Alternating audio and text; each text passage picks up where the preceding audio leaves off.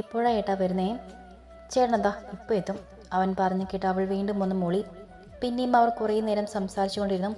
മിഥുനൊന്ന് നോക്കിയ ശേഷം മുന്നിലേക്ക് നോക്കി ഡ്രൈവ് ചെയ്തുകൊണ്ടിരുന്ന മിഥുൻ്റെ കണ്ണിലേക്ക് പെട്ടെന്നാണ് ആ കാഴ്ച തറച്ചത്. ത്രിലോകിൻ്റെ കാറിന് ലക്ഷ്യമാക്കി വരുന്ന ഒരു ടോറസ്. അവൻ്റെ കണ്ണുകൾ മിഴിഞ്ഞു വന്നു. അവൻ തിരിഞ്ഞ് മിഥുനെ നോക്കിയതും അവൾ അപ്പോഴും ഒരു പുഞ്ചിരിയോടെ തന്നെ ത്രിലോകിനോട് സംസാരിച്ചുകൊണ്ടിരിക്കുകയാണ്.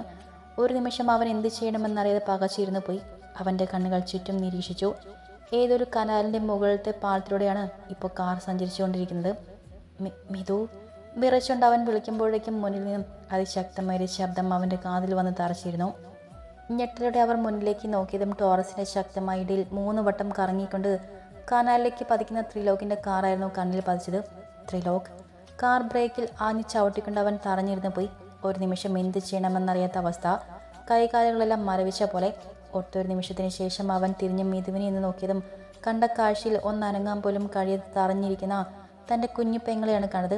അവളുടെ കയ്യിലിരുന്ന ഫോൺ അപ്പോഴോ ഊർന്ന നിലത്തേക്ക് വീണിരുന്നു. മിഥു മോളെ, അവൻ അവളെ കുലുക്കി വിളിച്ചപ്പോഴത്തേക്കും അവൾ ബോധം മറിഞ്ഞവൻ്റെ കയ്യിലേക്ക് വീണിരുന്നു. ഒരു നിമിഷം എന്ത് ചെയ്യണമെന്നറിയാതെ അവൻ ചുറ്റിനെ നോക്കി. അപ്പോഴാണ് ആ ടോറസിൻ്റെ ഡ്രൈവിംഗ് സീറ്റിൽ നിന്നും ഒരാൾ താഴേക്ക് ഇറങ്ങുന്നത് അവൻ കണ്ടത്. ഇരുട്ടായതുകൊണ്ട് തന്നെ അയാളുടെ മുഖം വ്യക്തമായിരുന്നില്ല. അവൻ നീട്ടി ചുളിച്ചുകൊണ്ട് സംശയത്തോടെ നോക്കിയതും അയാൾ പാലത്തിൻ്റെ കൈവരിയിലേക്ക് വന്നതുകൊണ്ട് കനാലിലേക്ക് തന്നെ നോക്കി നിൽക്കുകയായിരുന്നു. ഒട്ടൊരു നിമിഷത്തിന് ശേഷം അയാൾ തിരിഞ്ഞ സ്ട്രീറ്റ് ലൈറ്റിൻ്റെ പ്രകാശത്തിൽ അയാളുടെ മുഖം വ്യക്തമായി കണ്ട മിഥുൻ ഒരു നിമിഷം നടുങ്ങിപ്പോയി. ആരായിരുന്നു അത്? നിന്റെ വീട്ടുകാർ ആരെങ്കിലും ആയിരുന്നോ? മിഥുൻ പറയുന്ന ഓരോ കാര്യങ്ങളും കേൾക്കുന്നിടയിൽ ശ്യാം അവനോടായി ചോദിച്ചു. അതിന് മറുപടി മിഥുൻ അവനെ നിർവികാരതയോടെ ഒന്ന് നോക്കി. പെട്ടെന്നാണ് അവർക്കിടയിലെ നിശബ്ദതയെ ഭേദിച്ചുകൊണ്ട് മിഥുൻ്റെ കോൾ റിംഗ് ചെയ്തത്. അവൻ അവരെ നിന്ന് നോക്കിക്കൊണ്ട് കോൾ അറ്റൻഡ് ചെയ്ത ചെവിയിലേക്ക് വെച്ചു. വാട്ട് ആണോ? ഞാനിപ്പോൾ വരാം, അവൻ ഫോണിലൂടെ വെപ്രാളത്തോടെ പറയുന്നത് കേട്ട് തപസ്സും ശ്യാമും നീട്ടി ചൊളിച്ചു. എന്താ മിഥു, എന്തു പറ്റി? മിഥുൻ വെപ്രാളത്തോടെ ഫോൺ കട്ട് ചെയ്തുകൊണ്ട് ചാടി എഴുന്നേറ്റതും തപസ്സും ശ്യാമും കൂടെ എഴുന്നേറ്റുകൊണ്ട് സംശയത്തോടെ അവനോടായി ചോദിച്ചു. അത് എനിക്ക് അത്യാവശ്യമായിട്ട് ഒരിടം വരെ പോകണം. നിങ്ങളും കൂടെ വാ. അതും പറഞ്ഞിട്ട് അവൻ അവരെ കാക്കാതെ വേഗം താഴേക്ക് നീക്കിയിട്ടിരിക്കുന്ന കയറിൻ്റെ ഗോവണിയിലൂടെ താഴേക്ക് ഇറങ്ങി. ഒരു നിമിഷം അവൻ പോന്നു നോക്കിയിരുന്ന തപസ്സും ശ്യാമും പരസ്പരം ഒന്ന് നോക്കിയ ശേഷം അവരും വേഗം അവൻ്റെ പിന്നാലെ താഴേക്ക് ഇറങ്ങി. മിഥുൻ എന്തൊക്കെയോ ഇടവഴിയിലൂടെ ഓടി തൻ്റെ കാറിൻ്റെ അരികിലേക്ക് എത്തി. നിങ്ങൾ എന്നെ ഫോളോ ചെയ്താൽ മതി. പിന്നാലെ വന്ന തപസ്സിനെയും ശ്യാമിനെയും നോക്കി വിളിച്ചു പറഞ്ഞിട്ട് അവൻ കാറിൻ്റെ ഡ്രൈവിംഗ് സീറ്റിലേക്ക് കയറി മുന്നോട്ട് ഓടിച്ചു പോയി. ഇവന് ഇത്ര തിടുക്കപ്പെട്ടുകൊണ്ട് എങ്ങോട്ടായിരിക്കും പോയിട്ടുണ്ടാവുക? ശ്യാം ആത്മഗതം പോലെ പറഞ്ഞപ്പോഴേക്കും തപസ് അവനെ നോക്കിക്കൊണ്ട് തങ്ങളുടെ കാറിന് അരികിലേക്ക് നടന്നിരുന്നു. ശാന്തിതീരം ആശ്രമം എന്ന ബോർഡ് വെച്ച ഇരുനില കെട്ടിടത്തേക്ക് മിഥുവിൻ്റെ കാർ വന്നു നിന്നും. വയനാട്ടിലെ തന്നെ പ്രസിദ്ധമായൊരു ആയുർവേദ ആശുപത്രിയാണ് ശാന്തിതീരം ആശ്രമം. എത്ര പഴക്കം ചെന്ന അസുഖങ്ങളും മാറ്റിയെടുക്കാൻ അവിടുത്തെ നാടൻ ചികിത്സ കൊണ്ട് കഴിയുമെന്നാണ് വിശ്വാസം. മിഥുൻ ഡോർ തുറന്ന് പുറത്തേക്ക് ഇറങ്ങി. അവൻ്റെ കണ്ണുകൾ ചുറ്റുപാടുമൊന്ന് നിരീക്ഷിച്ചു. അപ്പോഴേക്കും അവൻ്റെ പിന്നാലെ തന്നെ തപസ്സും ശ്യാമും എത്തിയതും അവർ കാറിൽ നിന്നും ഇറങ്ങി അവൻ്റെ അരികിലേക്ക് വന്നു നിന്നും. ഇവിടെ എന്താ മിഥുൻ? ചുറ്റിനും ഒന്ന് നോക്കിക്കൊണ്ട് ഒട്ടൊരു സംശയത്തോടെ ശ്യാം മിഥുവിനോടായി ചോദിച്ചു. വാ പറയാം. അതും പറഞ്ഞുകൊണ്ട് അവൻ അവരെയും കൂട്ടി അകത്തേക്ക് നടന്നു. സ്വാമിജി, ആശ്രമത്തിനകത്തേക്ക് കയറുന്ന കവാടത്തിനരികിലായി നിന്ന ഒരു കാക്ഷായ വസ്ത്രം ധരിച്ച ചെറുപ്പക്കാരനോട് മിഥുൻ ചോദിച്ചു. സ്വാമിജി ധ്യാനത്തിലാണ്, ഇപ്പം കഴിയും. ഞാൻ നിങ്ങളെയും പ്രതീക്ഷയോടെ നിൽക്കുകയായിരുന്നു. നിങ്ങൾ വരുമ്പോൾ നിങ്ങളെയും കൂട്ടി അങ്ങോട്ടേക്ക് ചെല്ലാൻ സ്വാമിജി പറഞ്ഞിരുന്നു. വരൂ, അദ്ദേഹം പറഞ്ഞുകൊണ്ട് തിരിഞ്ഞു നടന്നതും മിഥുൻ അയാളെ പിന്നാലെ നടന്നു. തപസ്സും ശ്യാമും ഒന്നും മനസ്സിലാകാതെ പരസ്പരം ഒന്ന് നോക്കിക്കൊണ്ട് അവിടെ പിന്നാലെ നടന്നു. അയാൾ അവരെയും കൂട്ടിക്കൊണ്ടൊരു പ്രാർത്ഥനാ മുറിയിലേക്കാണ് കയറിയത്. അവിടെ സാക്ഷാൽ ധന്വന്തര മൂർത്തിയുടെ വലിയ പ്രതിമയ്ക്ക് മുന്നിൽ ധ്യാനത്തിലിരിക്കുന്ന കാഷായ വസ്ത്രധാരിയായ സ്വാമിജിയുടെ മുന്നിലേക്ക് അയാൾ അവരെയും കൊണ്ട് ചെന്ന് നിന്നു. സ്വാമിജി, ആ ചെറുപ്പക്കാരൻ വിളിച്ചതും അദ്ദേഹം പതിയെ മിഴികൾ തുറന്നു. വല്ലാത്തൊരു തേജസ് ആ മുഖത്തും കണ്ണുകളിലും തെളിഞ്ഞു നിന്നിരുന്നു. കഴുത്തപ്പം നീട്ടി വളർത്തിയ വെളുത്ത താടിയും മുടിയും ഒക്കെ അദ്ദേഹത്തിന് പ്രത്യേക ഭംഗി നൽകിയിരുന്നു. തപസ്സും ശ്യാമും അദ്ദേഹത്തെ ഒട്ടൊരു കൗതുകത്തോടെ നോക്കി നിന്നും. അദ്ദേഹം മിഴികൾ തുറന്ന് അവരിൽ നിന്ന് നോക്കി. മുന്നിൽ നിൽക്കുന്ന മിഥുനെ കണ്ടതും അയാളുടെ ചുണ്ടിലൊരു ചെറു പുഞ്ചിരി വിടർന്നു. ധന്വന്തരമൂർത്തി ഒന്ന് കൂടി വണങ്ങിക്കൊണ്ട് അദ്ദേഹം പതിയെ നിലത്തുനിന്നും എഴുന്നേറ്റു. ഇത് എൻ്റെ ഫ്രണ്ട്സാണ്, ശ്യാം, തപസ്. അദ്ദേഹം ശ്യാമിനെയും തപസ്സിനെയും കണ്ടുകൊണ്ട് സംശയത്തോടെ ചോദിച്ചതും മിഥുൻ മറുപടി പറഞ്ഞു. അതിനൊന്ന് അമർത്തി മൂളിക്കണ്ട് അദ്ദേഹം അവരെ നോക്കിയെന്ന് പുഞ്ചിരിച്ചു. ശേഷം മിഥുവിനെയും നോക്കിയതും അവൻ്റെ കണ്ണിൽ ദയനീയത നിറഞ്ഞു. സ്വാമിജി, എൻ്റെ മിഥു. മിഥുൻ എന്തോ പറയാൻ തുടങ്ങിയതും അദ്ദേഹം അതിനെ തടഞ്ഞുകൊണ്ട് അവൻ്റെ കയ്യിൽ മുറുക്കെ പിടിച്ചു. വാ, അദ്ദേഹം പറഞ്ഞുകൊണ്ട് പുറത്തേക്ക് ഇറങ്ങിയതും അവർ 3 പേരും ഒന്ന് സംശയത്തോടെ നോക്കിയതിനു ശേഷം ഒരു നെടുവീർപ്പോടെ അദ്ദേഹത്തിൻ്റെ പിന്നാലെ പുറത്തേക്ക് ഇറങ്ങി. തലയ്ക്ക് വല്ലാത്ത മരവിപ്പ് പോലെ തോന്നിയത് മാമി പതിയെ കണ്ണുകൾ ചിമ്മി തുറക്കാൻ ശ്രമിച്ചു. ആ അവൾക്ക് തല മൊത്തത്തിൽ വേദന തോന്നിയെങ്കിലും അവൾ ശ്രമപ്പെട്ടു പതിയെ കണ്ണുകൾ തുറന്നു. ഒരു നിമിഷം മുന്നിലെ കാഴ്ചകളൊന്നും അവൾക്ക് യാതൊരു വ്യക്തതയും വന്നില്ല. ആകെ ഒരു മങ്ങൽ. എങ്കിലും അവൾ വീണ്ടും വീണ്ടും കണ്ണുകൾ ചിമ്മി തുറന്നുകൊണ്ട് കാഴ്ചകളെല്ലാം വ്യക്തതയിലാക്കി. ഈശ്വര, ഇതെവിടെ ഈ സ്ഥലം? ഞാൻ ഇന്നലെ ഇവിടെയാണോ കിടന്നുറങ്ങിയത്? അവൾ ആ മുറി ഒട്ടാകിയെന്ന് നോക്കിക്കൊണ്ട് ചിന്തിച്ചു. പെട്ടെന്നാണ് അവൾക്ക് തൻ്റെ കൈകളിൽ വേദന അനുഭവപ്പെട്ടത്. അവൾ താഴേക്ക് നോക്കിയതും തൻ്റെ ഇരു കൈകളും കസാരയോട് ചേർത്ത് വെച്ച് കെട്ടിയിരിക്കുന്നതാണ് കണ്ടത്. മഹാദേവ, കിഡ്നാപ്പിംഗ്! അയ്യോ, എന്നെ കിഡ്നാപ്പ് ചെയ്തോ? എന്നാലും എന്നെയൊക്കെ കിഡ്നാപ്പ് ചെയ്യാനും മാത്രം ഗതികെട്ടവൻ ആരാണാവോ? അവൾ ചുറ്റിനുമൊന്ന് നോക്കിക്കൊണ്ട് പുറപുറത്തു. ഓ, സ്ഥിരം ക്ലേശ തന്നെ. ഇവന്മാർക്കൊന്ന് മാറ്റി പിടിച്ചൂടെ? അറ്റ്ലീസ്റ്റ് വല്ല 5 സ്റ്റാർ ഹോട്ടൽ മുറിയെങ്കിലും ആയിരുന്നെങ്കിൽ മര്യാദയ്ക്ക് കിടക്കുകയെങ്കിലും ചെയ്യാമായിരുന്നു. ആകെ പൊടിയും മാറാലയും പിടിച്ചു കിടക്കുന്ന മുറിയെ നോക്കിക്കൊണ്ട് അവൾ പൊച്ചതോടെ പറഞ്ഞു. എന്നാലും എന്നെ ഇതാരായിരിക്കും കിഡ്നാപ്പ് ചെയ്തേ? അയ്യോ, ഇനി ഈ എൻഗേജ്മെൻറ്റിന് തലേന്ന് ഒളിച്ചൊഴിതുകൊണ്ട് അച്ഛനും അമ്മയും കൂടി എന്നെ പിടിച്ചുകൊണ്ട് ചെല്ലാനായി ആളെ വിട്ട് പണിയായിരിക്കോ? അല്ലെങ്കിലും അവർക്കുള്ള ബുദ്ധിയൊന്നും ഉണ്ടാവില്ല. ഒന്നും അല്ലെങ്കിലും എൻ്റെ അച്ഛനും അമ്മയല്ലേ? അവൾ തന്നെ ഓരോന്നും ചോദിക്കുകയും അതിനുള്ള മറുപടി പറയുകയും ചെയ്തുകൊണ്ടിരുന്നു. നിമിഷങ്ങൾ കടന്നുപോയി. ഈ ത്രിലു എവിടെ പോയി കിടക്കുക? അവൻ ഇവിടെ വന്നിരുന്നെങ്കിൽ ഒന്ന് പെട്ടെന്ന് ഇവിടുന്ന് രക്ഷപ്പെടാമായിരുന്നു. അവൾ പതിയെ പറഞ്ഞുകൊണ്ട് തൻ്റെ ഇടം കൈയിലെ മോതിരവിരൽ കിടക്കുന്ന നീലക്കല്ല് വെച്ച മോതിരത്തിലേക്കൊന്ന് നോക്കി. ത്രിലു, വേഗം വാ. അവൾ ചുറ്റിനുമൊന്ന് നോക്കിക്കൊണ്ട് മനസ്സിൽ മന്ത്രിച്ചു. എന്നാൽ അത്രയും നേരമായിട്ടും അവനെ കാണാതെയും അവളുടെ കണ്ണുകളൊന്ന് കുറുകി. എന്തൊക്കെയോ സംശയങ്ങൾ അവളുടെ മനസ്സിൽ അലയടിച്ചുകൊണ്ടിരുന്നു. പെട്ടെന്നാണ് മുന്നിലെ ഡോർ തുറന്നുകൊണ്ട് ആരോ അകത്തേക്ക് കയറി വരുന്ന പോലെ അവൾക്ക് തോന്നിയത്. അവൾ കണ്ണുകൾ കുറുക്കിക്കൊണ്ട് അങ്ങോട്ടേക്ക് നോക്കി. ബ്ലാക്ക് ജീൻസും ബ്ലാക്ക് ഷർട്ടും ധരിച്ച് ചുണ്ടിലിരുന്ന സിഗരറ്റ് നിലത്തേക്കെടുത്ത് കുത്തിക്കെടുത്തിക്കൊണ്ട് അവളുടെ അരികിലേക്ക് നടന്നു വരുന്ന ഏകദേശം 30 വയസ്സോളം പ്രായം തോന്നിക്കുന്ന ചെറുപ്പക്കാരനെ അവൾ ഒന്ന് അടിമുടി നോക്കി. ഏതായി ഉണ്ണിമുകുന്ദൻ? അയ്യോ, ഇനി ഇയാളാണോ എന്നെ തട്ടിക്കൊണ്ടുവന്നത്? എന്നാലും എന്തിനായിരിക്കും എന്നെ തട്ടിക്കൊണ്ടുവന്നത്? ഇനി എന്നോടുള്ള പ്രേമം മൊത്താരും മാറിയാതെ തട്ടിക്കൊണ്ടുവന്ന് കല്യാണം കഴിക്കാനായിരിക്കോ? അയ്യോ, എനിക്കങ്ങനെ കല്യാണം കഴിക്കണ്ട. എനിക്ക് എല്ലാവരും മറിഞ്ഞ് കല്യാണം കഴിച്ചാൽ മതി. അതും എൻ്റെ തപസ്സേടനെ മാത്രം മതി എനിക്ക്. അവൾ മനസ്സിൽ അലറി വിളിച്ചുകൊണ്ട് തൻ്റെ അരികിലേക്ക് നടന്നു വരുന്ന ആ ചെറുപ്പക്കാരനെ തന്നെ സൂക്ഷ്മമായി നോക്കിക്കൊണ്ടിരുന്നു. ഒരു നിമിഷം അവളുടെ കണ്ണുകൾ അവൻ്റെ മുഖത്തിനെ തറഞ്ഞു നിന്നു. തന്നെ നോക്കി പുഞ്ചിരിച്ചോടെ നിൽക്കുന്ന ഈ മുഖം താൻ എവിടെയോ കണ്ടിട്ടുണ്ട്. അവൾ മനസ്സിൽ പറഞ്ഞു. എന്താ മ്യാം, എന്നെ മുൻപ് എവിടെയെങ്കിലും വെച്ച് കണ്ടതായി ഓർക്കുന്നുണ്ടോ? അവളുടെ മുന്നിലിട്ടിരുന്ന കസാരയിലേക്ക് ഇരുന്നുകൊണ്ട് അയാൾ ചോദിച്ചതും അവളൊന്ന് കൺഫ്യൂഷനായി. നിങ്ങളെ ഞാൻ എവിടെയോ കണ്ടതുപോലെ അവൾ നെറ്റി ചുളിച്ചുകൊണ്ട് ചിന്തിച്ചു. പെട്ടെന്ന് എന്തോ ഓർമ്മ വന്നതും അവൾ ഞെട്ടലുടെ മുഖമുയർത്തി അയാളെ നോക്കി. നിങ്ങളല്ലേ? അവൾക്ക് വാക്കുകൾ കിട്ടുന്നുണ്ടായിരുന്നില്ല. ഭയത്തോടെ അവനെ നോക്കി വിരൽ ചൂണ്ടിക്കൊണ്ട് എന്ത് പറയാൻ ശ്രമിച്ചതും അവൻ്റെ ചുണ്ടിൽ അതിക്രൂരമായൊരു പുഞ്ചിരി വിടർന്നു വന്നു. ആശ്രമത്തിന് പിന്നിലെ ഇടനാഴിയിലൂടെ സാമിച്ച് മുന്നോട്ട് നടന്നതും അദ്ദേഹത്തെ അനുഗമിച്ചുകൊണ്ട് മിതുവും തപസ്സും ശ്യാമും അദ്ദേഹത്തിൻ്റെ പിന്നാലെ നടന്നു. ഇടനാഴി കഴിഞ്ഞതും അദ്ദേഹം ആദ്യം കണ്ട മുറിയിലേക്ക് കയറി. ശേഷം ഡോർ ലോക്ക് ചെയ്തുകൊണ്ട് അവരെ ഒന്ന് നോക്കി. ശ്യാമൻ തപസ്സും സംശയത്തോടെ അദ്ദേഹത്തെ നോക്കുമ്പോൾ മിഥുൻ നിർവികാരതയോടെ അയാളെ നോക്കി നിൽക്കുകയായിരുന്നു. ഞാൻ തന്നോടിപ്പോൾ തന്നെ ഇങ്ങോട്ട് വരാൻ പറഞ്ഞത് എന്തിനാണെന്ന് അറിയാമോ മിഥുൻ? അയാൾ ചോദിച്ചതും മിഥുൻ അദ്ദേഹത്തെ ദയനീയമായി ഒന്ന് നോക്കി. ഏറിയാൽ 8 മണിക്കൂർ, അതിനപ്പുറം നീണ്ടു പോകില്ല. ഒന്നുകൂടി തെളിച്ചു പറഞ്ഞാൽ ഈ രാത്രി പുലർന്നു കഴിയുമ്പോൾ ഈ ജീവൻ എന്നേക്കുമായി ഈ ലോകം വിട്ടു പോകും. അദ്ദേഹം പറഞ്ഞു കഴിഞ്ഞതും മിഥുൻ ഒരു പൊട്ടിക്കാഴ്ചയുടെ നിലത്തേക്ക് മുട്ടുകുത്തിയിരുന്നു പോയി. മിഥുൻ, എന്താ ഇത്? ഞാനിതിപ്പോൾ നിങ്ങളോട് പറഞ്ഞ കാര്യങ്ങളുടെ സീരിയസ്നെസ് നിങ്ങൾക്ക് മനസ്സിലാക്കാൻ വേണ്ടിയാണ്. നിലത്തിരുന്ന് കരയുന്ന മിഥുനെ ചേർത്ത് പിടിച്ചുകൊണ്ട് അദ്ദേഹം പറഞ്ഞു. അപ്പോഴും ഒന്നും മനസ്സിലാകാതെ നിൽക്കുകയായിരുന്നു തപസ്സും ശ്യാമും. എൻ്റെ കുഞ്ഞു. അവൻ എന്തൊക്കെയോ പുലമ്പിയതും ശ്യാമിൻ്റെ നെഞ്ചിലൂടെ ഒരു കൊള്ളിയാൻ മിനി. എടാ മിഥുൻ, എന്താടാ? മിഥുന് എന്തെങ്കിലും? ശ്യാം ഓടി അവൻ്റെ അരികിലേക്ക് ചെന്ന് അവൻ്റെ കയ്യിൽ പിടിച്ചുകൊണ്ട് ചോദിച്ചു. അതിന് മറുപടി മിഥുൻ ദയനീയമായി അവനെ നോക്കിയതേയുള്ളൂ. നിങ്ങൾ വരൂ, നമുക്ക് വിശദമായി തന്നെ സംസാരിക്കാം. അവിടെ മുഖത്തെ ടെൻഷൻ മനസ്സിലായതുപോലെ സാമിച്ചി അവരോടായി പറഞ്ഞു. ശേഷം അദ്ദേഹം മിഥുനെ പതിയെ പിടിച്ച് എഴുന്നേൽപ്പിച്ചുകൊണ്ട് ആ മുറിയുടെ സൈഡിലായുള്ള ചെറിയൊരു വാതിലിന് നേരെ നടന്നു. അവനെ ചേർത്ത് പിടിച്ചുകൊണ്ട് അദ്ദേഹം ഒരു ചെറുവാതിൽ തുറന്നുകൊണ്ട് അകത്തേക്ക് കയറി.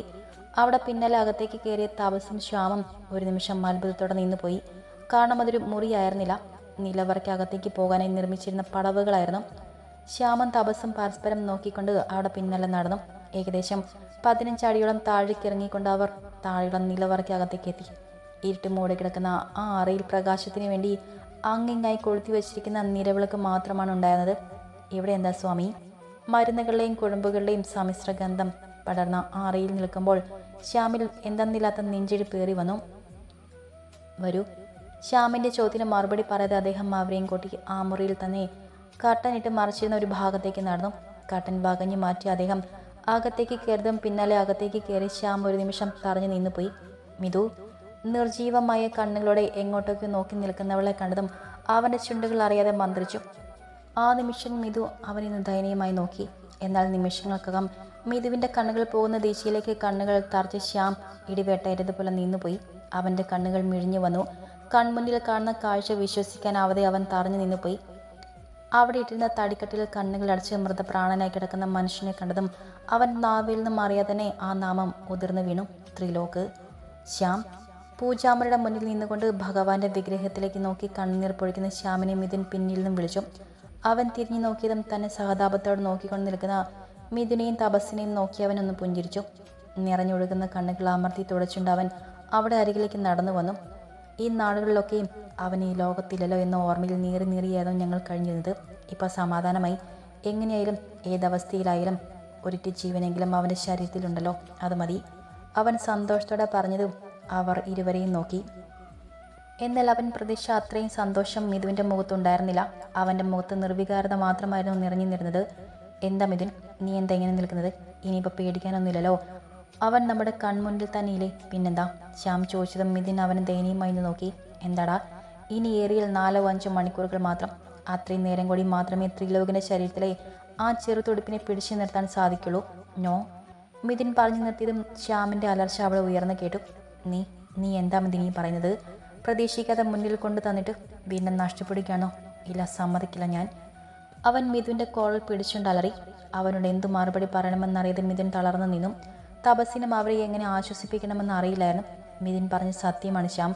ഇനി വളരെ കുറച്ച് മണിക്കൂറുകൾ മാത്രമേ ത്രിലോകിൻ്റെ ബാക്കിയുള്ള ജീവൻ പിടിച്ചു നിർത്താൻ ഞങ്ങൾക്ക് സാധിക്കുള്ളൂ.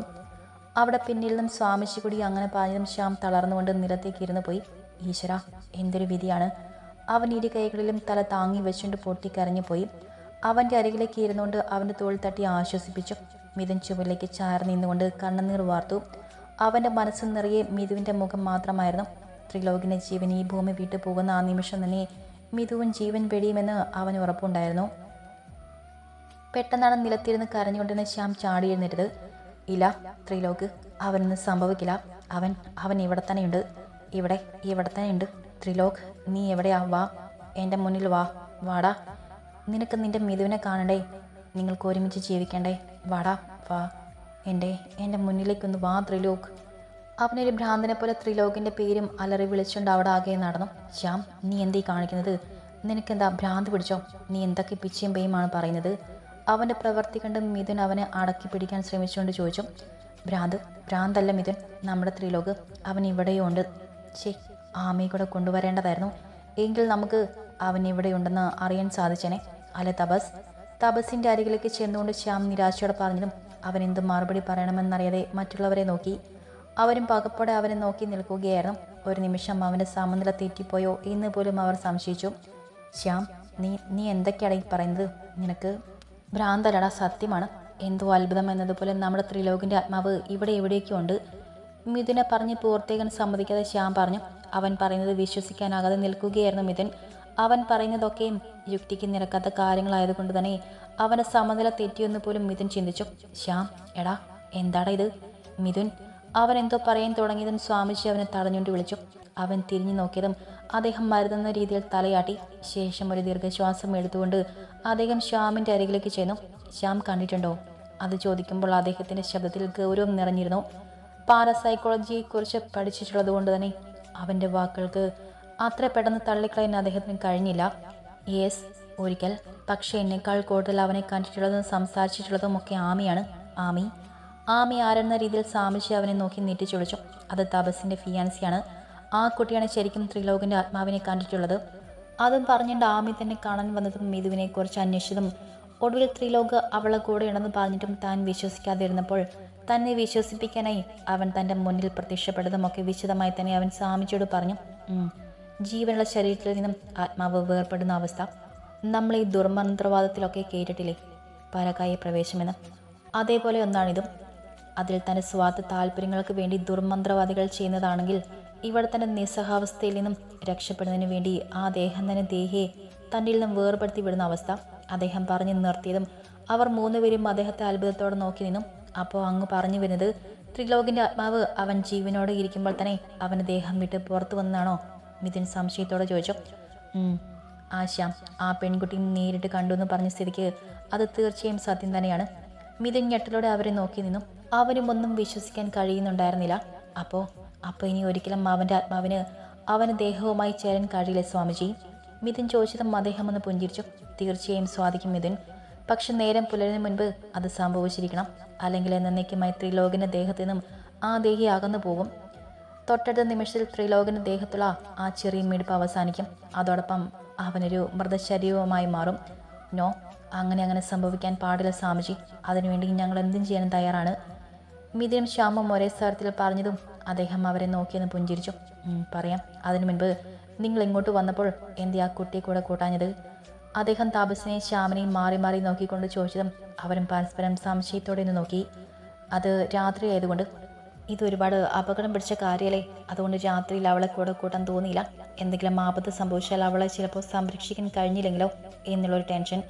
ശ്യാം പറഞ്ഞതും അദ്ദേഹം അവനെ നോക്കി. എന്നിട്ടിപ്പോൾ ആ കുട്ടിക്ക് ആപത്തൊന്നും സംഭവിച്ചില്ലെന്ന് നിങ്ങൾക്ക് ഉറപ്പ് പറയാൻ സാധിക്കുമോ? അദ്ദേഹം ഗൗരവത്തോടെ ചോദിച്ചതും മൂന്ന് പേരും പകപ്പോടെ അദ്ദേഹത്തെ നോക്കി. അങ്ങ് എന്താ അങ്ങനെ പറഞ്ഞത്? എൻ്റെ മീക്ക് എന്തെങ്കിലും? തപസ്സിൻ്റെ ശബ്ദം വല്ലാതെ വിറച്ചുപോയി. യാത്ര ക്ഷീണം കാണാൻ ബോധം കിടതുപോലെ കിടന്നുറങ്ങുന്ന കണ്ടതുകൊണ്ടാണ് ശ്യാം പറഞ്ഞപ്പോൾ പിന്നെ താനും മറ്റൊന്നും ചിന്തിക്കാതെ അവളെ അവിടെ തനിച്ച് നിർത്തിയിട്ട് അവനോടൊപ്പം വന്നത്. പിന്നെ വാതിൽ ലോക്കൊക്കെ ചെയ്തിരുന്നത് കൊണ്ട് ആരും അങ്ങനെ അകത്തേക്ക് കയറില്ലെന്ന വിശ്വാസമുണ്ടായിരുന്നു. പക്ഷെ അദ്ദേഹം ഇപ്പോൾ ഇങ്ങനെ ചോദിക്കുമ്പോൾ എന്തൊരു വല്ലാത്ത ഭയം തന്നെ വന്ന് മൂടുന്നത് പോലെ അവനും തോന്നി. ഞാൻ എൻ്റെ മനസ്സിൽ തോന്നിയൊരു സംശയം നിങ്ങളോട് ചോദിച്ചതേ ഉള്ളൂ. എന്തായാലും ഇനി അധികം വൈകണ്ട. പോയി ആ കുട്ടിയെ കൂടി ഇങ്ങോട്ട് കൂട്ടിക്കൊണ്ട് വരൂ. തപസ്സിൻ്റെ മുഖത്തെ ടെൻഷൻ കണ്ടതും അദ്ദേഹം അവനെ ആശ്വസിപ്പിച്ചുകൊണ്ട് പറഞ്ഞു. അത് കുഴപ്പമില്ല സ്വാമിജി, അവളെ കൂട്ടിക്കൊണ്ടുവരാൻ ഇപ്പോൾ ആള് അവിടെ എത്തിയിട്ടുണ്ട്. പെട്ടെന്ന് ശ്യാം പറഞ്ഞതും സ്വാമിജിയും മിഥുനും അവനെ സംശയത്തോടെ നോക്കി. ആരെത്തിയിട്ടുണ്ടെന്നാ നീ പറയുന്നത്? മിഥുൻ സംശയത്തോടെ ചോദിച്ചതും അവനൊന്ന് പുഞ്ചിരിച്ചുകൊണ്ട് പറഞ്ഞു. റോബിൻ. ഇങ്ങോട്ട് വരുന്നതിന് മുന്നേ ഞാൻ അവനോട് എല്ലാം വിളിച്ചു പറഞ്ഞിരുന്നു. അവനിപ്പോൾ നാട്ടിലെത്തിയിട്ടുണ്ട്. ത്രിലോകിൻ്റെ കാര്യം കൂടി അറിഞ്ഞപ്പോൾ ഞാൻ അവളെയും കൂട്ടി ഇങ്ങോട്ട് വരാൻ അവന് മെസ്സേജ് ഇട്ടിരുന്നു. What are you mad? എന്ത് മണ്ടത്തരമാണ് ശ്യാം നീ കാണിച്ചു വച്ചിരിക്കുന്നത്? മിഥുൻ അവൻ്റെ മുന്നിലേക്ക് വന്ന് നിന്നുകൊണ്ട് ദേഷ്യത്തോടെ ചോദിച്ചതും അവരെല്ലാവരും ഒന്ന് പകച്ചുപോയി. എന്താ മിഥുൻ, എന്തു പറ്റി? താൻ എന്തിനെങ്ങനെ റൈസ് ആകുന്നത്? അയാൾ നിങ്ങളുടെ ഫ്രണ്ടല്ലേ? ഫ്രണ്ട്? അവനൊന്നും ഫ്രണ്ടാണെന്ന് പറയാൻ പോലും കഴിയില്ല. എന്താടാ നീ എന്തൊക്കെയായി പറയുന്നത്? അതിന് Robin. Shut out Mithun, he is the bloody killer.